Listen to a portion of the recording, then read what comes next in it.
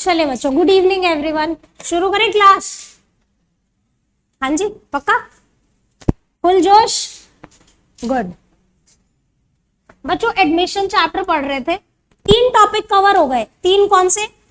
नया रेशियो कैसे निकालते हैं, सैक्रिफाइस कैसे निकालते हैं, ये फर्स्ट टॉपिक था।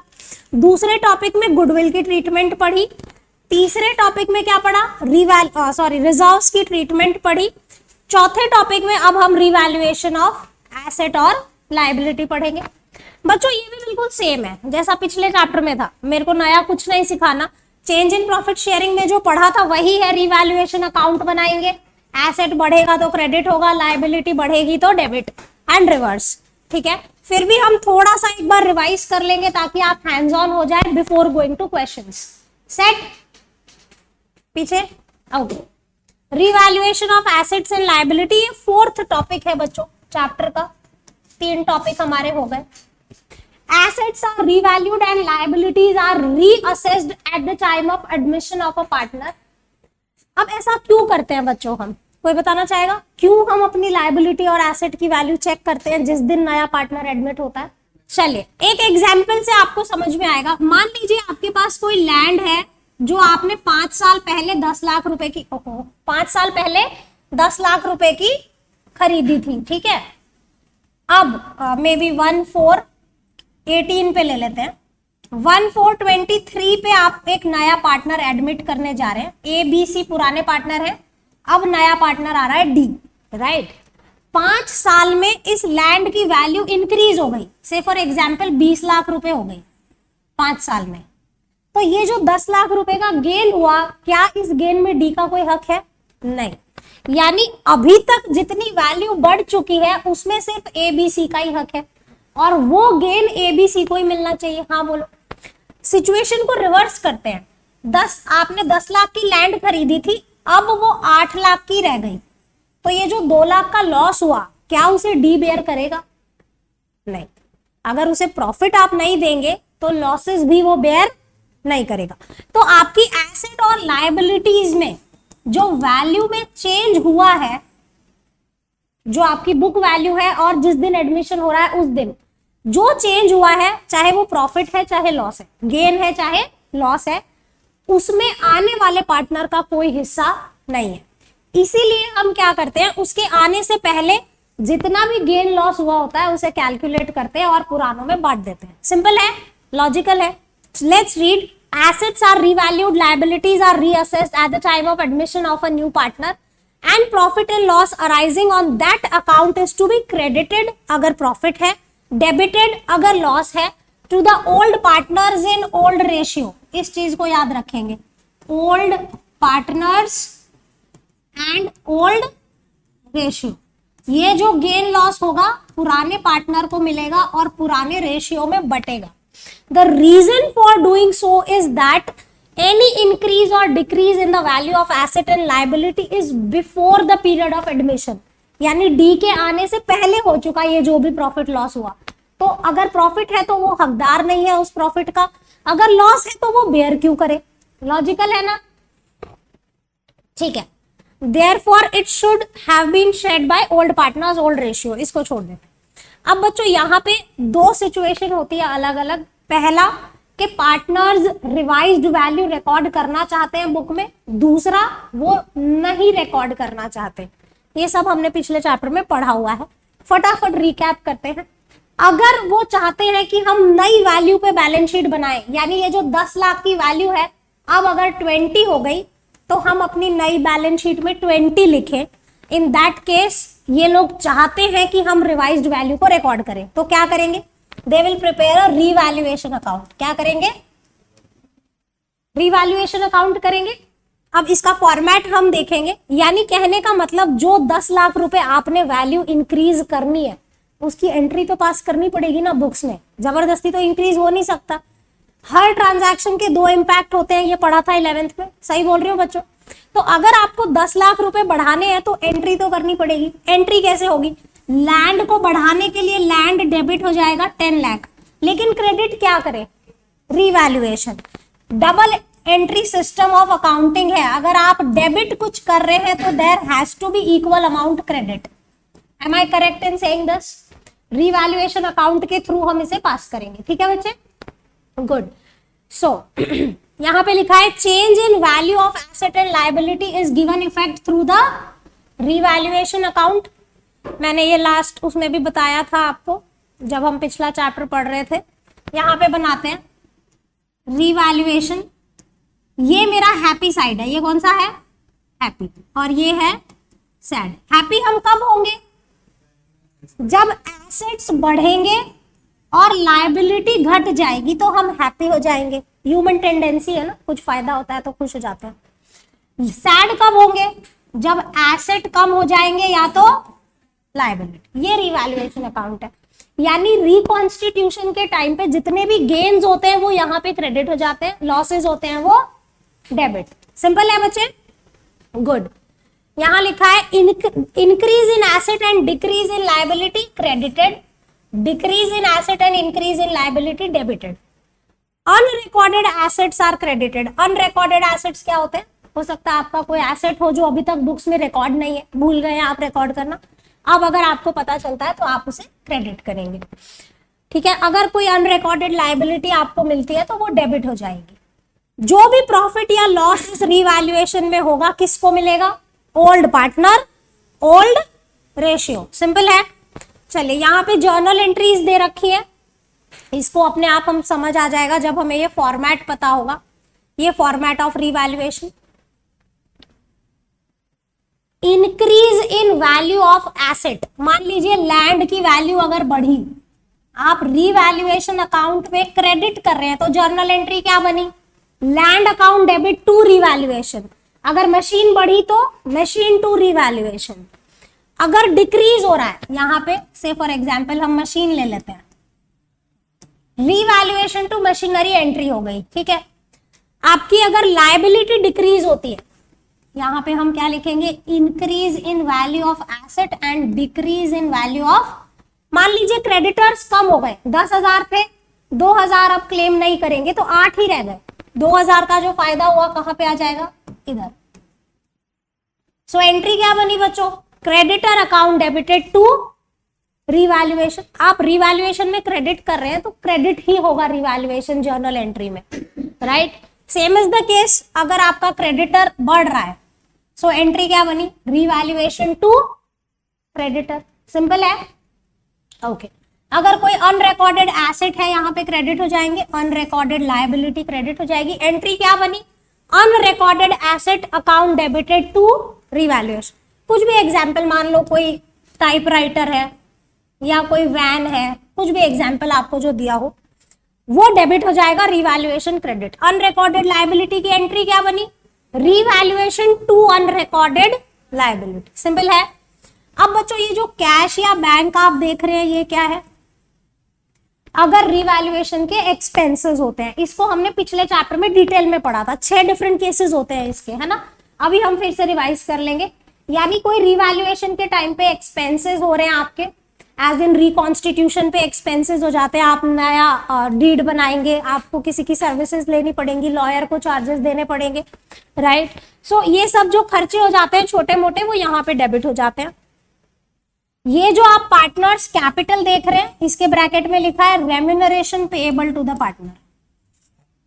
देखिए कई बार क्या होता है, मान लीजिए 3 पार्टनर है, ठीक है, और मिस्टर बी की जिम्मेदारी लगा दी कि रिकॉन्स्टिट्यूशन का सारा काम तुम करवाओगे, फर्म तुम्हें इतने पैसे दे देगी एज अ रेम्यूनरेशन और मे बी सैलरी कह लीजिए उस काम को करने के लिए, तो वो भी यहाँ पे डेबिट हो जाएंगे।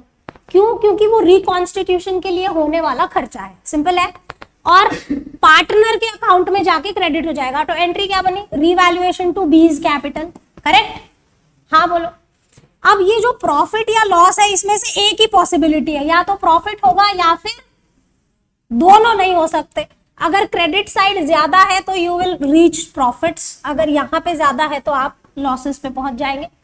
प्रॉफिट्स जो है पार्टनर्स को क्रेडिट कर दिए जाएंगे, old partners old ratio. Loss जो है वो उनको डेबिट हो जाएगा, old partners old ratio. Simple है, कोई दिक्कत। ये तो हुआ पहला केस, जब पार्टनर्स ये चाहते हैं कि हम नई वैल्यू पे बैलेंस शीट बनाएं, लेकिन कई बार पार्टनर्स चाहते हैं कि नहीं, हमें अपनी पुरानी बैलेंस शीट को डिस्टर्ब नहीं करना, जो वैल्यू है वही रहेगी, हम अपनी नई वैल्यूज को बैलेंस शीट में नहीं डालेंगे। तो क्या करें, रिवैल्यूएशन बनाए ही नहीं, छोड़ दें? नहीं, ऐसा नहीं करना है। आप क्या करेंगे, इन दैट केस रिवैल्यूएशन जैसी ही एक वर्किंग नोट बनाएंगे। क्या करेंगे, वर्किंग नोट। जो भी चीजें आप यहां पे क्रेडिट करते वो प्लस, जो भी चीजें आप यहां पे डेबिट करते वो माइनस। अगर नेट इफेक्ट पॉजिटिव आ रहा है यानी गेन है, तो एंट्री बनेगी gaining to sacrificing, gain share से मल्टीप्लाई करोगे, जो भी अमाउंट आएगा एंट्री क्या बनेगी, गेनिंग टू सैक्रिफाइसिंग। अगर ये लॉस में रिजल्ट करता है, नेगेटिव है, तो सैक्रिफाइस। एक बार देख लेते हैं।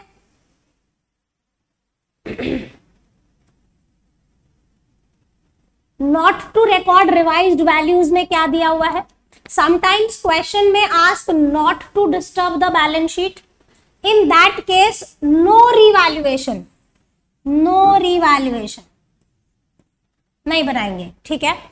Calculate the net effect whatever items to be credited to revaluation add, whatever items debited to revaluation deduct। मैंने आपको क्या बोला, रिवैल्यूएशन जैसी ही वर्किंग नोट बनानी है, बस उसको अकाउंट का फॉर्म नहीं देना है आपने, ठीक है। Find share of gaining and sacrificing partner in that net effect, यानी गेन शेयर से मल्टीप्लाई करेंगे इस नेट इफेक्ट को। अगर ये नेट इफेक्ट पॉजिटिव है तो एंट्री होगी गेनिंग टू सैक्रिफाइसिंग, अगर ये नेगेटिव है तो सैक्रिफाइसिंग टू गेनिंग। सिंपल है बच्चों, ओके ठीक है। रीजन पूछ रहे हो आपके, ये एंट्री उल्टी क्यों हो जाती है, यही पूछ रहे हो।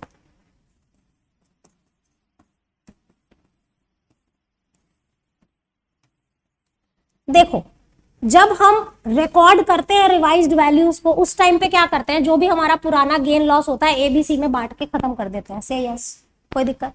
अब ये दूसरा केस है, ये कह रहा है कि नहीं, आप रिवाइज्ड वैल्यूज को रिकॉर्ड नहीं करोगे, यानी पुराने वैल्यूज पे ही आपकी एसेट और लायबिलिटी रहेंगी। कहने का ये मतलब है कि ये जो गेन या लॉस है अपने आप फ्यूचर में डी को भी मिलने वाला है। क्यों? क्योंकि जब आप कभी फ्यूचर में उस एसेट को सेल करोगे तो बुक वैल्यू से डिफरेंशिएट करके प्रॉफिट निकालोगे, और उस टाइम पे डी भी आपका पार्टनर होगा। तो कहने का ये मतलब है कि हम ये जो गेनिंग टू सैक्रिफाइसिंग कर रहे हैं, डी को शेयर दे रहे हैं उस प्रॉफिट का, पैसे लेके। समझ में आया? डी से आज हम पैसे ले रहे हैं और सैक्रिफाइसिंग पार्टनर को दे रहे हैं, और हम ये कह रहे हैं कि भाई अब तेरे को फ्यूचर में शेयर मिलेगा इस प्रॉफिट का, अगर प्रॉफिट है तो। समझ में आ रही है बात? तो अगर इसको फ्यूचर में प्रॉफिट में शेयर मिलने वाला है तो आज ये सैक्रिफाइसिंग पार्टनर को पैसे देगा। से यस, यानी मैं यहां पे लिख दूं कि डी सैक्रिफाइस गेनिंग पार्टनर है, तो डी से हम पैसे ले रहे हैं। क्यों ले रहे हैं? क्योंकि जो गेन हुआ है एसेट लायबिलिटी का, उसका हिस्सा इसको फ्यूचर में मिलने वाला है। क्यों मिलने वाला है? क्योंकि आज हम अपनी रिवाइज्ड वैल्यूज रिकॉर्ड नहीं कर रहे हैं। से यस, ठीक है। तो आज हम डी से पैसे लेके किसको दे देंगे? मैं मानती हूं कि तीनों सैक्रिफाइसिंग है, इक्वल सैक्रिफाइस है, ठीक है। इतनी बात समझ में आई? हाँ बोलो, कोई दिक्कत? बच्चे, अगर लॉस है, गेन नहीं है, लॉस है, यानी आज तक अगर आप अपने एसेट लायबिलिटी को रीअसेस रीवैल्यू कर रहे हैं तो that is resulting into loss. कहने का मतलब उस लॉस को डी भी बेयर करने वाला है फ्यूचर में। डी बोलेगा मैं क्यों बेयर करूं, अभी पैसे दो मेरे को। अगर तुम मेरे से फ्यूचर में ये लॉस बेयर करवाना चाहते हो तो तुम आज मुझे पैसे दो। अगर तुम गेन के पैसे मेरे से ले रहे हो तो लॉस के पैसे मेरे को दो। Because I am becoming your partner, now I will also bear this future losses, जबकि ये लॉसेस मेरे आने से पहले के हैं। समझ में आ रही? या तो तुम इसको बांट के खत्म कर देते, जो पहला वाला केस था कि रिवैल्यूएशन बनाओ, जो भी प्रॉफिट लॉस हुआ तीनों को देके खत्म करो, डी का कोई मुद्दा ही नहीं है। लेकिन जब आप ऐसा नहीं कर रहे तो डी का मुद्दा हो गया, डी फ्यूचर में इसे बेयर करेगा। समझ में आ रहा है? मुफ्त में क्यों बेयर करेगा? वो बोलेगा भैया तुम आज ही मुझे पैसे दे दो, उतने फिर मैं फ्यूचर में बेयर कर लूंगा, इससे आगे जो लॉसेस होंगे आई विल बेयर, बट अभी तक के losses I will not bear. समझ में आया? क्लियर है? सॉर्टेड? Very good. किसी को और कुछ पूछना है? एक बार ये रिवैल्यूएशन के एक्सपेंसेस को हम डिस्कस कर लेते हैं, हालांकि ये हम पिछले चैप्टर में अच्छे से कर चुके हैं। स्टिल आई विल रिपीट, मेरा दिल बहुत बड़ा है ना, आई नो दैट। ओके, चलिए एक्सपेंसेस ऑन रिवैल्यूएशन। बच्चों इसमें अलग अलग केसेस हैं, पहला expense born by firm, paid by firm, यानी ये एक्सपेंस फर्म को ही पे करने थे और फर्म ने ही पे किए। Borne by firm, paid by firm. Revaluation account debit हो जाएगा और फर्म से क्योंकि कैश जा रहा है, कैश क्रेडिट हो जाएगा। सिंपल है बच्चों, आगे चलो। Expenses born by the firm, paid by the partner. Drawing बनाते हैं, बड़ी अच्छी समझ में आएगा। ये फर्म है, ये 3 पार्टनर थे ए बी सी, अब नया पार्टनर आ रहा है डी। ठीक है, पहला केस क्या था कि ये रिकॉन्स्टिट्यूशन का जो खर्चा हुआ वो फर्म को बेयर करना था, यानी फर्म को पे करना था और फर्म ने खुद ने ही पे किया, तो रिवैल्यूएशन टू कैश। अब दूसरा एग्जाम्पल लो, फर्म को पे करना था लेकिन पे किया मिस्टर बी ने। किसको पे करना था? बोर्न बाय फर्म है और पेड बाय मिस्टर बी है, तो एंट्री क्या हो जाएगी? Revaluation to B's capital. ऐसा क्यों? बी को क्यों क्रेडिट किया बच्चे मैंने यहां पर?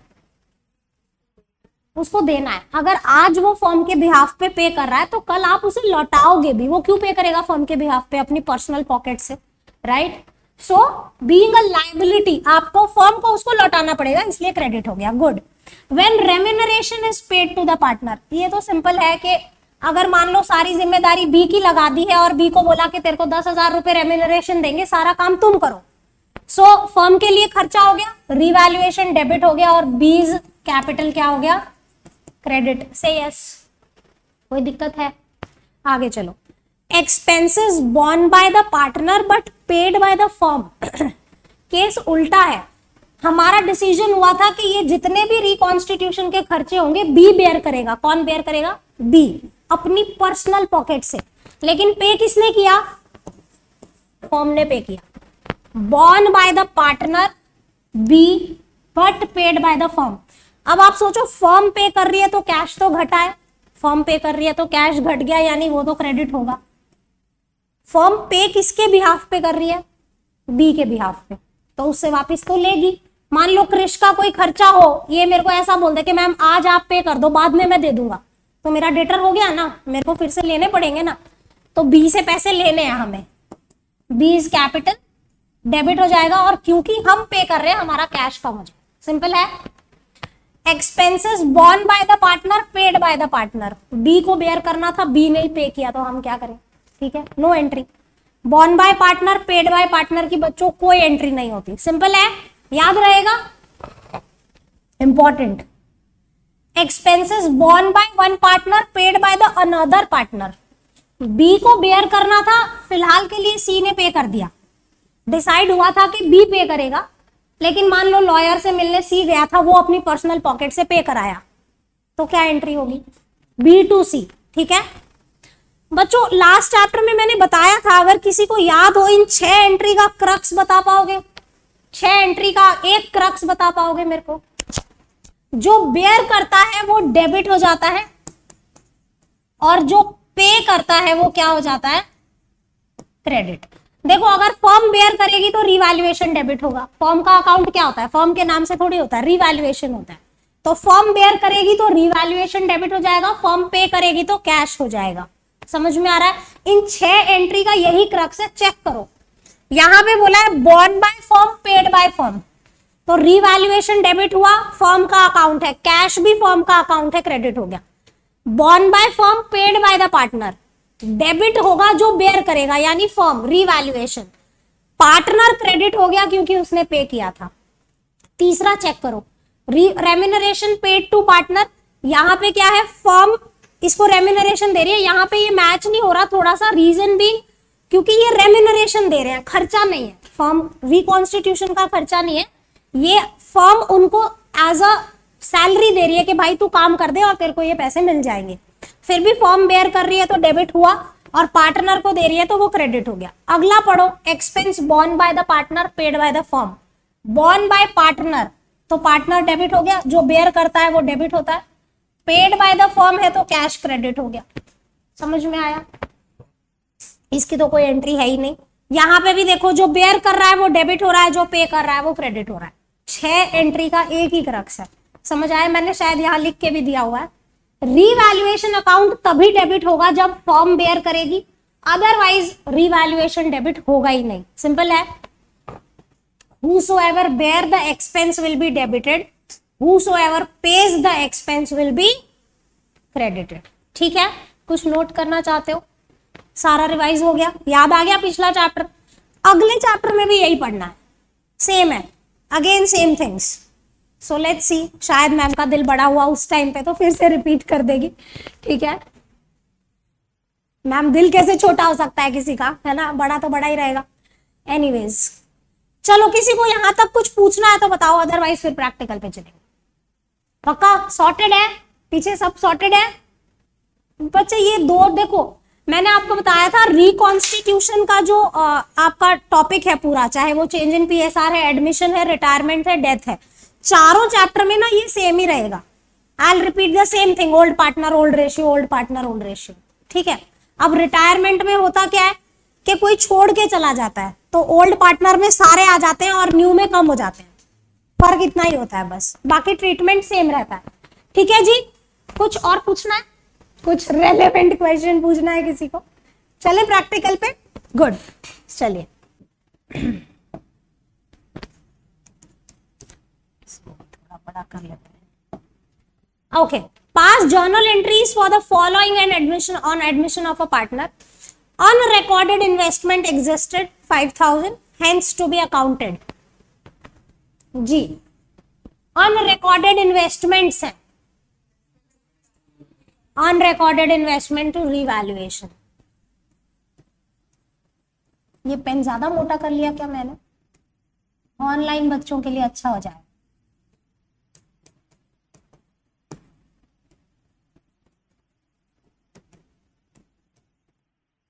यार मैं तो अपनी राइटिंग की फैन हूं, मैं क्या करूं, कहां जाऊं? नरेशन खुद लिखेंगे। Second part, unrecorded liability toward supplier now to be accounted. जी बताइए बच्चों। Very good, revaluation to unrecorded liability, creditor, unrecorded creditor.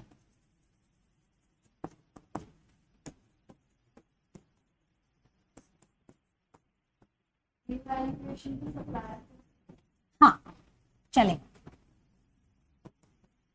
कितनी अमाउंट थी? यार ये पेन ज्यादा ही थिक हो गया, I think I should reduce this. Okay, third, a creditor of 600 will not be claimed, hence is to be written back। जी, आपका एक creditor है जो अब पैसे नहीं लेगा किसी भी का, क्रेडिटर टू रीवैल्यूएशन। गुड,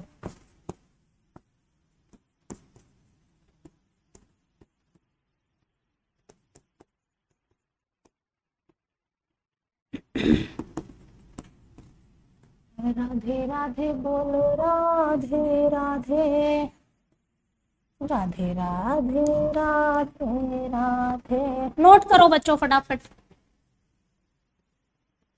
जिसका ये नोट हो गया कैन ट्राई फॉर नेक्स्ट। इसमें काफी सारे ट्रांजैक्शंस हैं।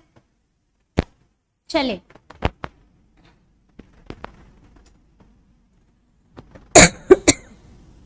नोट हो गया बच्चों?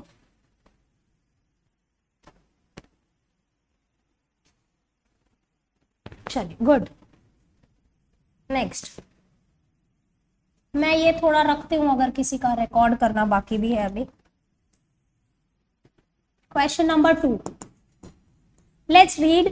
Pass journal entries to record the following transactions on admission of a Z as a partner in the journal of X and Y. Okay.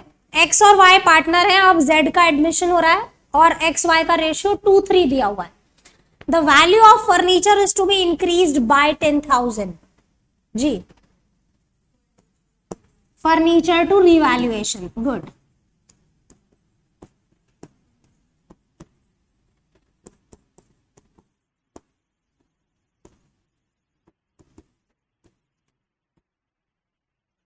uh, 10,000।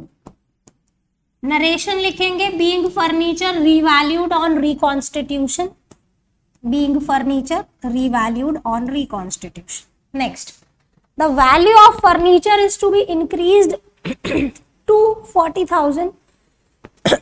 Ma'am का गला खराब है। बुक वैल्यू 20,000 दी हुई है, बुक वैल्यू 20 है, it is to be increased to 40, तो 20,000 रुपए और बढ़ाने पड़ेंगे। फर्नीचर को बढ़ाना है तो डेबिट कीजिए। सॉरी बच्चों, आज तो गला साथ नहीं दे रहा। Furniture account debit to revaluation कितना हो जाएगा 20। Narration same, being furniture revalued on reconstitution. See, the value of furniture is to be brought up to 120% of its value। up to 120% उसको लेके आना है, और अभी उसकी जो बुक वैल्यू है वो 50,000 है, तो कैसे 120% बनाएंगे बताइए। 20% ऐड करना पड़ेगा, तो कितना बनेगा, यानी ये 100% अमाउंट है, इसको 120 लाने के लिए 20% ऐड करना होगा। बिल्कुल सही बताया आपने।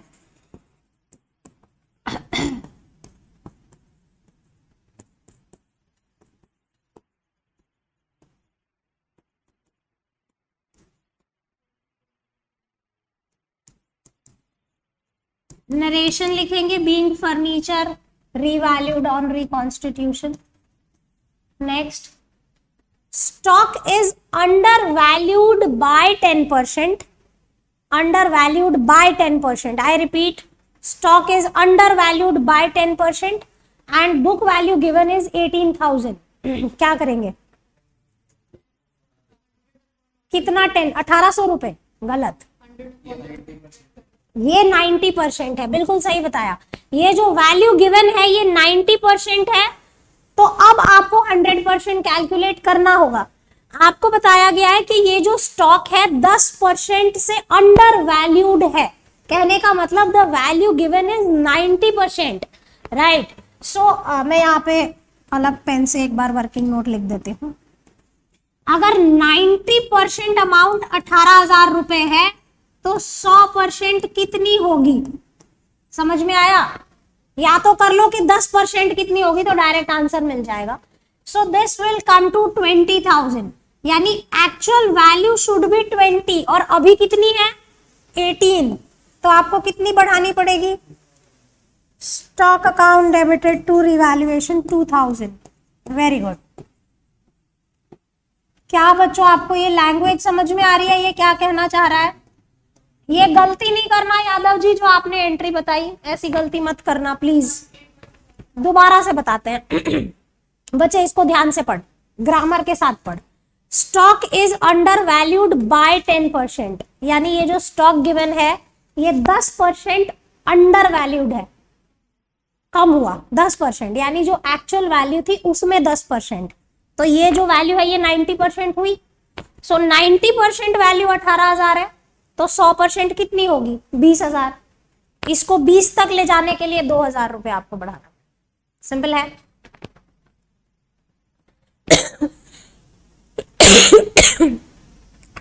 ऑनलाइन बच्चे अगर कुछ पूछना चाहते हैं तो चैट विंडो में बताएंगे, समझ आ गया हो तो वेल एंड गुड। आगे चलते हैं। इसमें गलती मत करना, अब शायद आप ये कर पाएंगे। Stock is over valued bye 10%, यानी ये जो गिवन है ये 110% है, समझ में आ रहा है। आपको बोला है stock is over valued bye 10% और जो वैल्यू है वो 22,000 है। 10% तुमने फालतू लिख रखा है। दोबारा पढ़ो बच्चे, stock is over valued bye 10%, यानी ये जो वैल्यू है ये 10% से ज्यादा लिखी गई है, 10% से ओवर वैल्यूड है, समझ में आ रहा है। तो अगर 100% वैल्यू आपको ढूंढनी है तो कैसे ढूंढोगे आप, ऐसे 110% valuation is 22,000, so how much is 100%? 20,000, yes. थोड़ा सा मुझे हटा लो, समझ में आया आपको। तो अब 22,000 से 20,000 लाने के लिए कितना कम करना पड़ेगा? 2,000 रुपए। एंट्री क्या हो जाएगी? Revaluation account debit to stock. देखो ये रिवर्स हो गया। अब बच्चों क्या मुझे दोबारा समझाना है? Shall I explain this again or sorted? 2,000 ही आएगा ना बच्चे, ये 100% वैल्यू है। अगर आप यहाँ पे 10 लिखोगे तो फिर ठीक है, 100 निकाल लिया मैंने, हाँ, तो 100 यानी ये वैल्यू होनी चाहिए, 20 होनी चाहिए और 22 है, सो 2,000 कम हो गया। क्या दोबारा बताऊं बच्चे? पक्का आपको क्लियर है? ओके, इधर सब इस साइड क्लियर है सबको? गलती तो नहीं करोगे इसमें? ये थोड़ा कंफ्यूजिंग होता है, आई एग्री, बट ध्यान से 1-2 बार प्रैक्टिस करोगे तो हो जाएगा। आगे चलें, can we move? The market value of computer is 25 और बुक वैल्यू 20 है। ये तो सिंपल है, 5,000 रुपए बढ़ाने हैं हमने, तो कंप्यूटर्स डेबिट हो जाएंगे, एसेट बढ़ रहा है डेबिट हो जाएगा, जो गेन है वो रीवैल्यूएशन में क्रेडिट हो जाएगा, सिंपल है।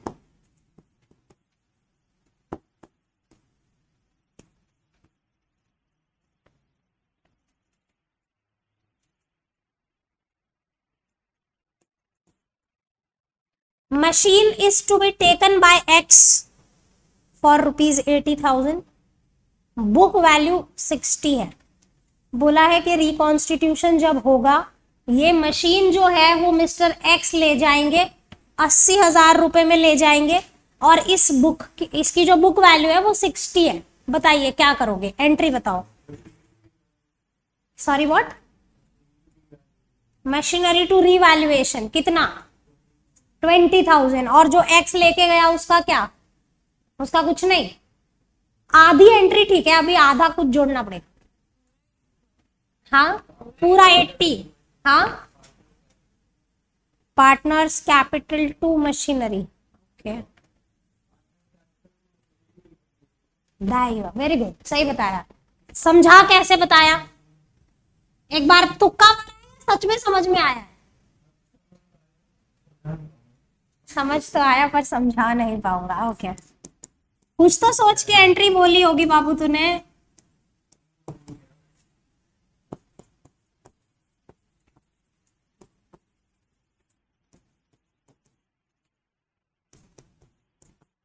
बिल्कुल सही एंट्री बताइए, तुक्का मारा है मतलब, ऐसे तुक्के में सही हो जाता है कुछ लोगों का, है। चलिए मैं समझाती हूँ, ध्यान से सुनेंगे। आपको बोला है कि हमारी बुक्स में 60,000 रुपए की मशीन थी, जो मिस्टर एक्स ने ले ली, कितने रुपए में? 80,000 रुपए में। समझ में आ रहा है? यानी इस मशीन का जो वैल्यू लगाया गया वो कितना लगाया गया? 80,000।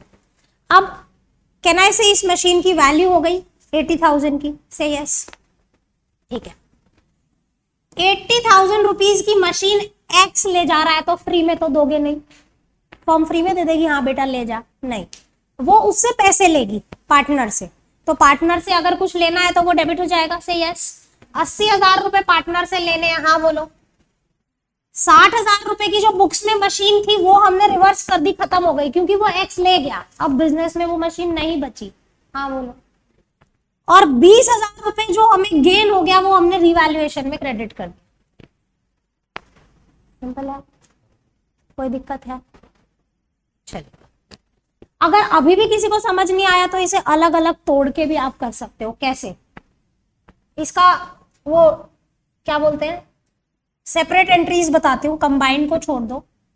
पहले मशीन की वैल्यू 80 हो गई तो आप इसे बढ़ा दो। अभी इस एक बच्चे ने आंसर दिया था ना, मशीनरी टू रीवैल्यूएशन, हाँ बोलो। मशीन की वैल्यू बढ़ गई, अब ये मशीन किसको दे दो? एक्स को दे दो।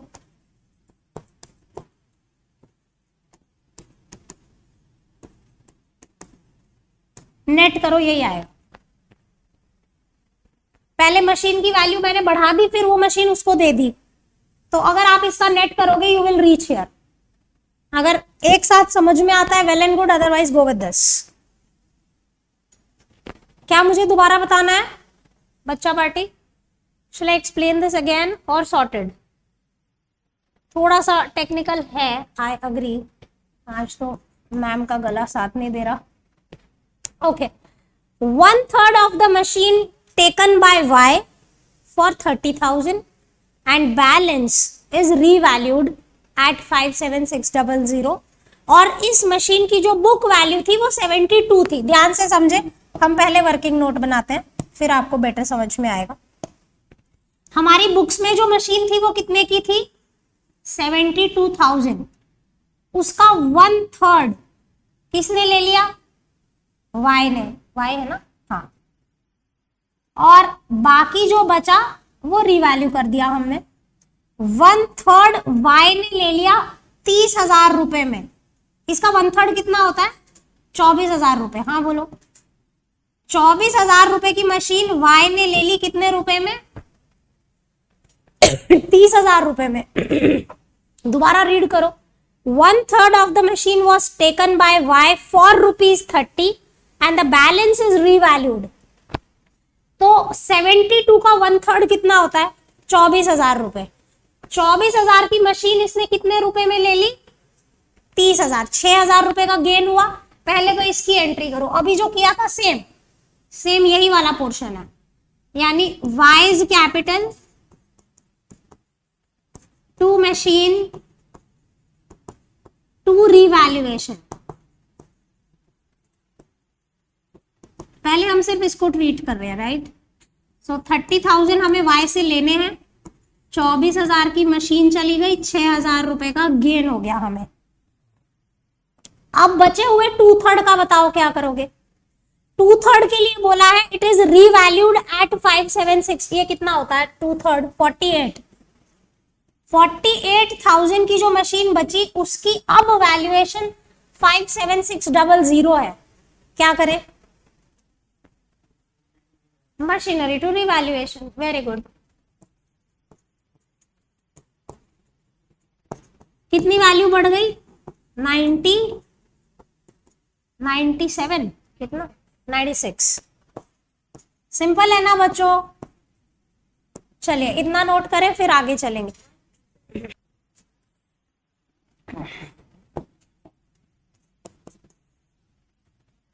Out of the amount of insurance premium which was debited to P&L, 5,000 is to be carried forward। जी बताइए, आपने इंश्योरेंस प्रीमियम पे कर रखा है जिसमें से 5,000 रुपए प्रीपेड है। What to do? एसेट बढ़ रहा है, simple. Correct. Prepaid insurance to revaluation, that's it.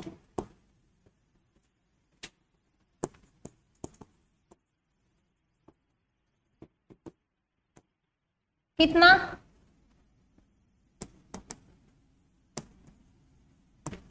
चलिए next, J expense on revaluation 5,000 paid by X. बच्चों यहाँ पे ये नहीं बताया कि बेयर कौन करेगा, ये बोला है कि एक्स ने पे किया है। तो अगर कुछ नहीं बोला कौन बेयर करेगा तो फर्म बेयर करेगी।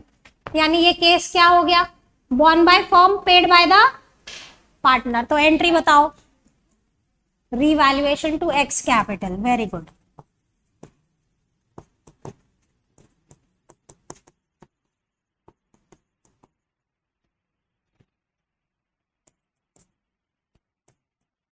सिंपल है, आगे चलते हैं।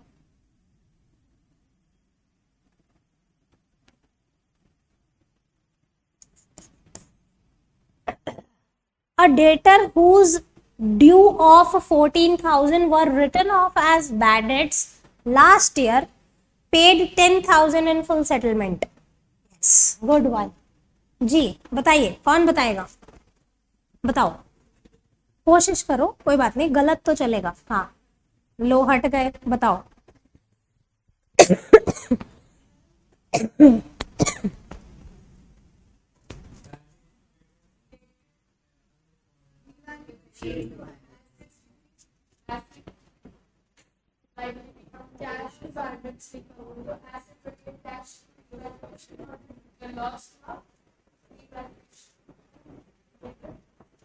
तूने क्या एंट्री बताई और तूने बोला कैश टू,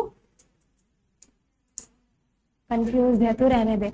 इसकी एंट्री ठीक है, बट एंट्री कब ठीक है, जब आप नॉर्मल बिजनेस सिचुएशन में कर रहे हो।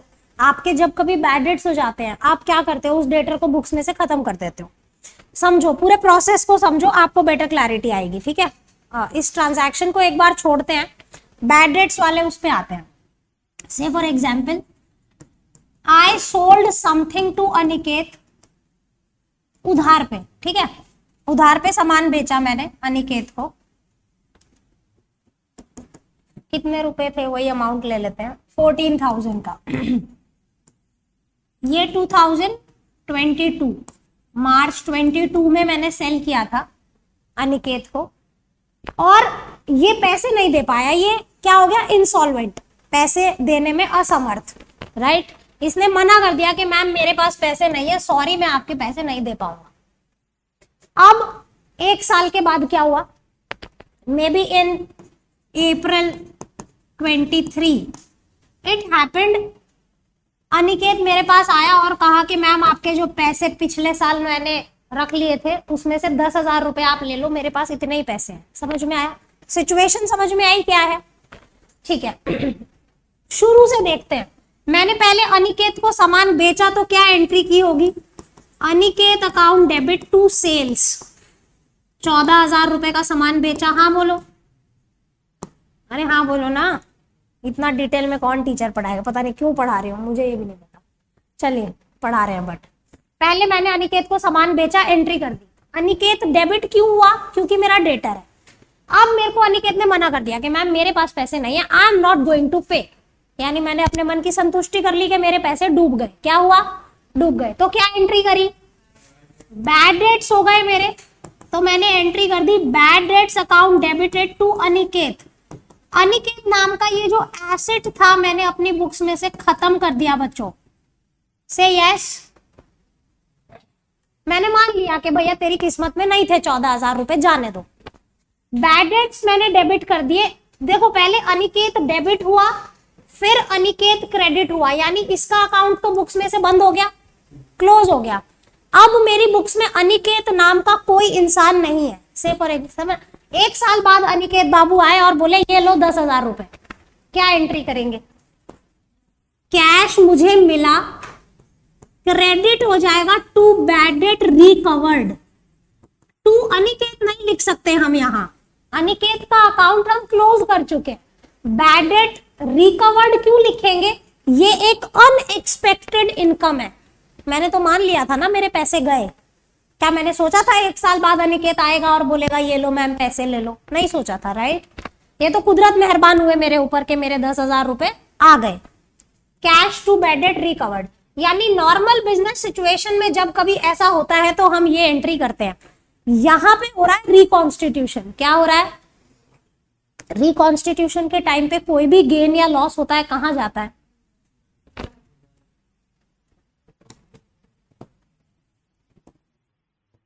ये आंसर है जो अनजाने में मोक्षा ने सही बताया था, कैश टू रिवैल्यूएशन। इसको पता नहीं था बोल क्या रही है, बट तुक्का मारा था इसने। कुछ बोला था ऐसे, उसके आगे भी कुछ बोल रहे थे, but this is the answer. अगर हमारा नॉर्मली बिजनेस चल रहा होता तो हम ये एंट्री करते cash to bad debt recovered, जो इप्सिता ने बिल्कुल सही बताई। बट क्योंकि ये रिकॉन्स्टिट्यूशन हो रहा है, उस टाइम पे कोई भी गेन होता है तो कहां जाता है, revalue. Yes, cash to revaluation. I hope अब आपको क्लियर है कि ये क्यों आया कैश टू रिवैल्यूएशन।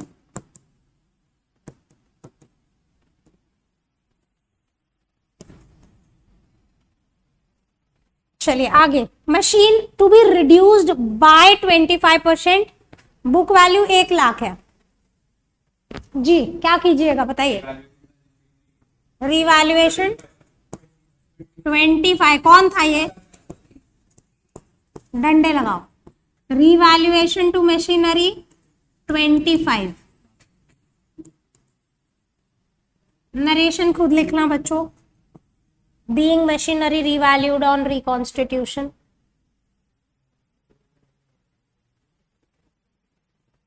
आगे चलो, machine to be reduced to 25, यानी 75 रिड्यूस करना पड़ेगा, है ना। एंट्री सेम, अमाउंट बदल जाएगी, 75,000 हो जाएगी। Very good.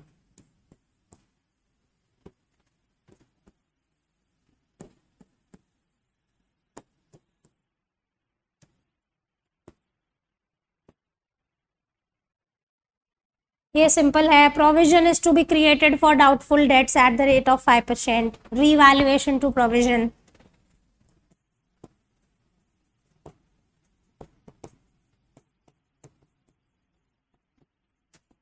$80,000 का 5%, 4,000 रुपए।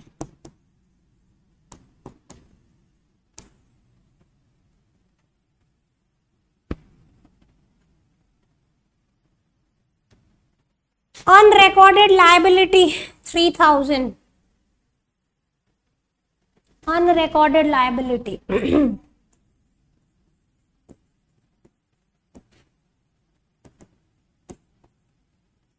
Revaluation to unrecorded liability कितना हो जाएगा बच्चों?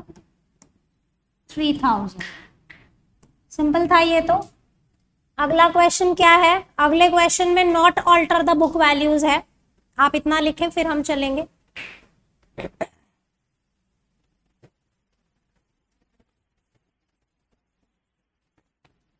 बच्चों लिख लोगे तो मुझे बताना।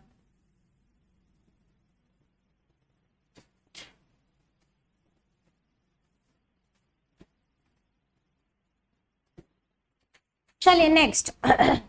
A, B, C are partners sharing profits and losses in 2-1.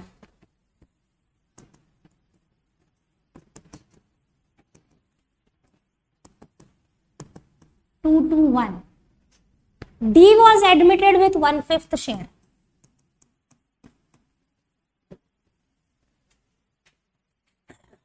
Firm had following assets on the date of admission. देखो बुक वैल्यू दी है, मार्केट प्राइस दिया है, तो आप डिफरेंस निकालेंगे। Creditors 2,000 not likely to be claimed. Debtors 5,000 turned bad. Partners decided not to alter the book values. I repeat, partners decided not to alter the book values.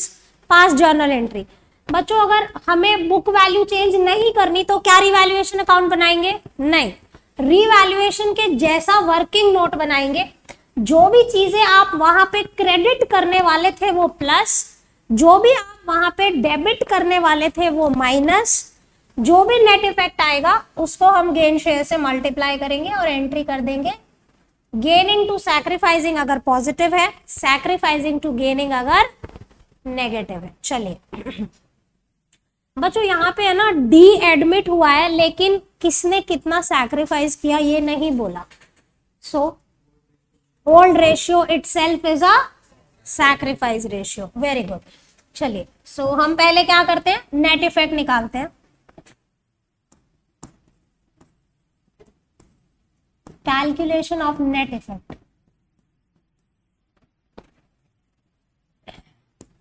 Ji machinery 50 से 70 हो रही है तो क्रेडिट होगी या debit होगी? Credit, यानी plus item है। फर्नीचर 60 से 50 हो गया, माइनस करेंगे। अनरिकॉर्डेड एसेट है तो प्लस होगा। लैंड 1 लाख से 1,30,000 प्लस होगा 30। क्रेडिटर 50 थे और बोला है 2,000 are not likely to claim. Liability कम हो रही है, लाइबिलिटी कम हो रही है तो रिवैल्यूएशन में कहा जाता है? क्रेडिट में जाता है ना, प्लस होगा। डेटर्स के लिए बोला है 5,000 टर्न्ड बैड, एसेट कम हो गया, माइनस। समझ में आया बच्चों आपको? अब इसका नेट इफेक्ट देखो क्या आ रहा है।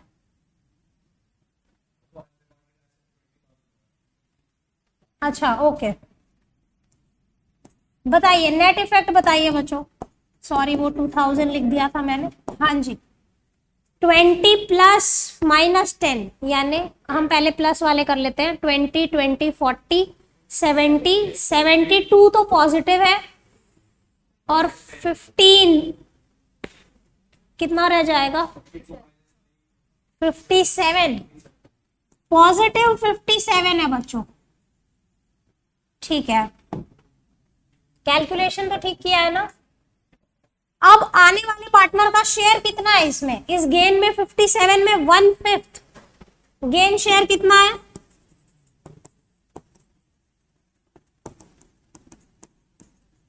बताना बच्चों इसका 1/5।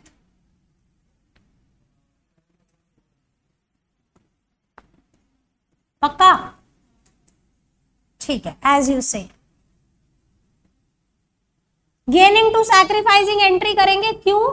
क्योंकि ये नेट इफेक्ट पॉजिटिव है। तो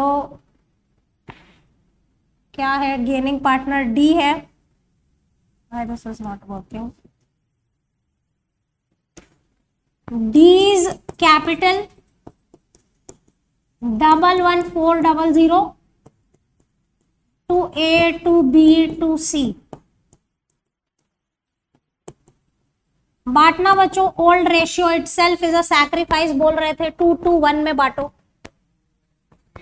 1 मिनट, बताना, सही कैलकुलेशन करना यादव जी, उल्टा पुल्टा। हाँ बताइए। ओके,